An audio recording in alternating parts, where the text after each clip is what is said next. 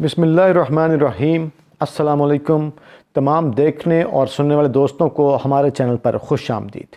दोस्तों, ख़बरें बहुत सारी हैं, वन बाय वन कवर करते हैं। सबसे पहले मैं आज की बड़ी ख़बर देना चाहता हूँ। किंग्स पार्टी से मुतल्लिक एक नई पार्टी जो है वो लॉन्च की जा रही है, जिसमें तहरीक इंसाफ के कुछ लोग हैं, कुछ और पार्टियों के लोग हैं। क्या इसका नाम है, कौन लोग इसको लॉन्च करेंगे, कहाँ से ये खेल खेला जा रहा है। इमरान खान साहब ने आज एक वीडियो जारी करके बताया है कि उनको गोलियां कहां कहां लगी, उसके अलावा कितनी गोलियां लगी वो आपको बताते हैं। लंदन में क्या फ़ैसला हुआ वो आपको बताना है। और उसके अलावा इलेक्शन कमिश्नर ऑफ पाकिस्तान ने बड़े हीले बहानों से जो कोशिशें की, सिंध हुकूमत और बहुत सारी पार्टी उसमें शामिल थी, उन्होंने कुछ काम ख़राब कर दिया है। आप जानते हैं कि पाकिस्तान में दोस्तों किंग्स पार्टियाँ बनाई जाती हैं। किंग्स पार्टी से क्या मुराद है? किंग पार्टी से मुराद ऐसी पार्टी है जिसको चंद नामालूम और कुछ ऐसे कह लें कि ना नज़र आने वाले लोगों की हमायत जो है वो हासिल होती है। अगर आप उसका ट्रैक रिकॉर्ड पढ़ना चाहते हैं, आप वापस आ जाएं 2002-2001 के इलेक्शन में आ जाएं। आपको पता है कि काफ लीग को किस तरह से जितवाया गया और कौन सी फोर्सेस ने पूरे पंजाब के अंदर, आप तो वो मानते हैं कि उन फोर्सेस ने काफ लीग को जितवाया। उसी तरह से काफ लीग की पार्टी इस तरह बनाई गई थी जनरल मुशर्रफ की ख्वाहिशात पूरी करने के लिए। इस तरह की पार्टी बनाई जाएगी। मैंने आपको हमने पहले भी व्लॉग में बताया था कि इमरान खान साहब को कुछ ताकतवर लोग मिले हैं, कुछ ताकतवर हलकों के सरबराह मिले हैं, रहनुमा मिले हैं। अब इसके अलावा इमरान खान साहब को कुछ पार्टीज़ के सीनियर रहनुमा मिले हैं और अब ज़मीर भी लोगों के जागना शुरू हो गए हैं। तो अब ज़मीर जागने से मुराद ये नहीं है कि सच्ची मुच्ची वाला ज़मीर जागना चाहिए। अब आप देखेंगे कि कुछ ना तमाम पार्टियों में से ना कुछ लोग जो हैं वो इकट्ठे करके मिक्स अचार बनाकर जो है ना इस किंग्स पार्टी में शामिल कर दिए जाएंगे। और जो मैंने कहा कि इमरान खान साहब से एक सीनियर अफसर की मुलाकात हुई, एक बड़े इदारे की, एक मुख्तदर हल्के के इदारे के ऑफिसर की मुलाकात हुई, तो उसमें कोई शक शुबा नहीं है। खान साहब की एक काफ़ी बड़े पाकिस्तान के ऑफिसर से मुलाकात हुई और उसमें काफ़ी हद तक मामलात भी तय पा गए हैं। आगे बढ़ते हैं। और मैंने जो कहा था कि तमाम जमातों के जो बागी अरकान के ऊपर जो नई जमात बनाने का इंतज़ाम है वो मुकम्मल हो चुका है और इन तमाम अरकान को बताया जाएगा ये कि जी पहली सारी जमातें जो पाकिस्तान की हैं वो फारिग हो चुकी हैं, इनमें कोई जमहूरियत नहीं है, ये पाकिस्तान की खिदमत नहीं कर सकती। तो ये वो लोग हैं जो सामने आ चुके हैं, इनको लॉन्च किया जाएगा। मैं आपको यहाँ पर एक मजमून का हवाला भी दे देता हूँ, एक कॉलम का। उसमें यह था कि कुछ लोगों के ख्याल में उनकी अगली मंजिल तहरीक इंसाफ है। ऐसा नहीं होगा, क्योंकि तहरीक इंसाफ में भी कई मुस्तफ़ा नवाज खोकर दिल का बोझ उतारने के लिए तैयार हैं। 3 बड़ी पार्टियों में फ़र्क ख़त्म हो चुका है, तीनों में बगावत हो चुकी। ये जनाब आज का कॉलम है, हामिद मीर ने मुस्तफ़ा नवाज खोकर का बोझ के उन्वान से ये लिखा है। उसमें ये तासुर देने की कोशिश कर रहे हैं कि मुस्तफ़ा नवाज खोखर ये अकेला नहीं है, बल्कि ये जमहूर की आवाज़ें हैं। बहुत सारी आवाज़ें ऐसी हैं जो ये काम करना चाहती हैं, बहुत सारे लोग ऐसे हैं जो अपने दिल का बोझ उतारना चाहते हैं, लेकिन पार्टी तो उनको इजाज़त नहीं दे रही, इसलिए अब बहुत बड़ी बगावत होने वाली है। अब थोड़ा सा आप इसके पीछे देखें कि स्टोरी क्या है। आज से 3 दिन पहले हामिद मीर के शो में एक अननोन से बंदे को, एक तहसील लेवल के बंदे को लॉन्च किया गया तहरीक इंसाफ का रहनुमा बनाकर। जनाब वो मेजर रोखड़ी साहब हैं, मेजर खुरम रोखड़ी नाम से वो जाने जाते हैं। हम सबको भी अचानक पता चला कि वो तहरीक इंसाफ के जनाब बहुत ही कोई बाअसर, बहुत ही मारूफ शख्सियत हैं। इससे पहले मुझे या मेरे दोस्तों को कम अज़ कम इस बात का अंदाज़ा नहीं था। अब ज़रा कनेक्ट करें खुरम रोखड़ी को, ज़रा कनेक्ट करें फैसल वावडा को, अचानक प्रेस कॉन्फ्रेंस दिखाया जाना और फिर DGISPR की प्रेस कॉन्फ्रेंस आना, और फिर ज़रा कनेक्ट कीजिए वज़ीर आज़म आज़ाद कश्मीर के हवाले से भी क्वेश्चन मार्क हैं। वज़ीर आज़म आज़ाद कश्मीर के हवाले से क्या क्वेश्चन मार्क हैं कि ये जो मेजर खुरम रोखड़ी है ना, इसकी दोस्ती वज़ीर आज़म आज़ाद कश्मीर से भी है।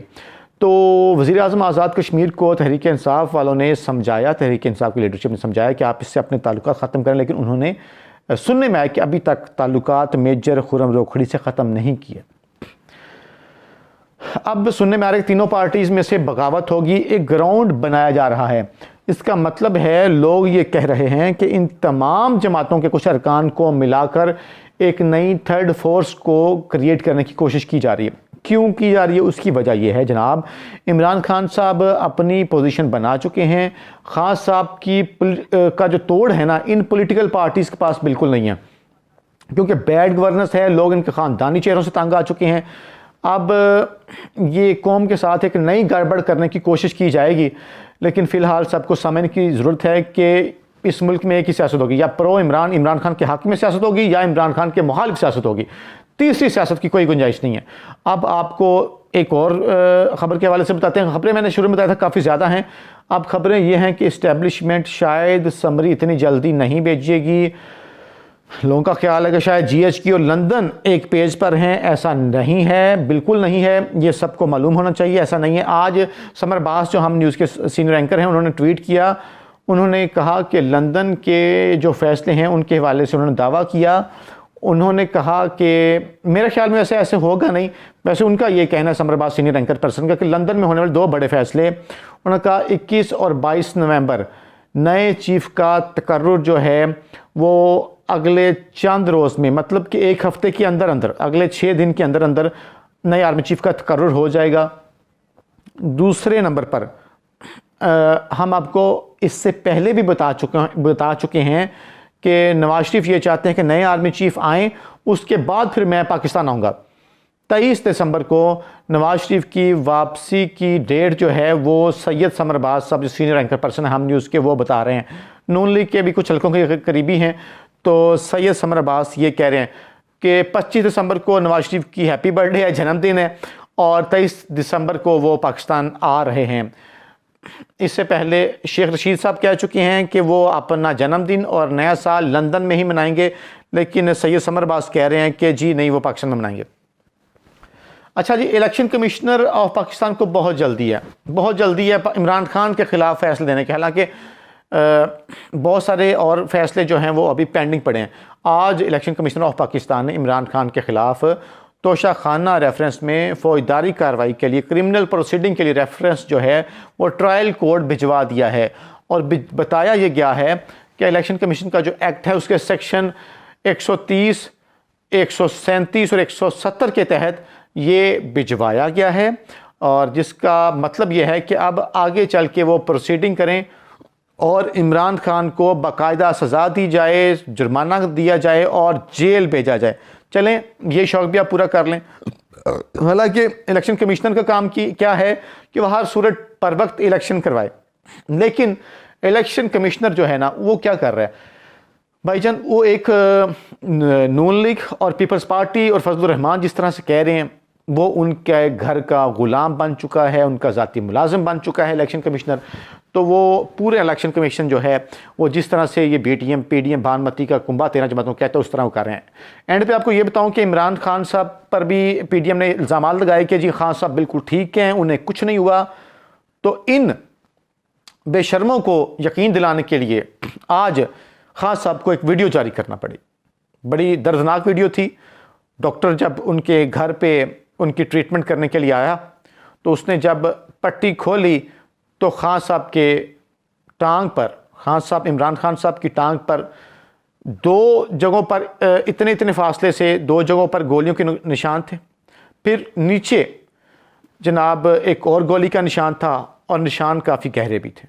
मेरा ख्याल है कि अब ये निशानात देखकर नवाज शरीफ को, शहबाज शरीफ को, जरदारी को, फजलुर रहमान को और जितने भी इल्ज़ाम लगाने वाले इमरान खान पर, उनको शर्म आई होगी और इनको शर्म से चुल्लू भर पानी में डूब मरना चाहिए कि आपने इमरान खान को मजबूर किया कि आज उसको अपने ज़ख्म भी, जो उनको 3 निशान हैं गोलियों के लगे, वो भी दिखाना पड़े, क्योंकि आप लोग उन पर घटिया इल्ज़ाम लगा रहे थे। अपना ख्याल रखें दोस्तों। पाकिस्तान जिंदाबाद।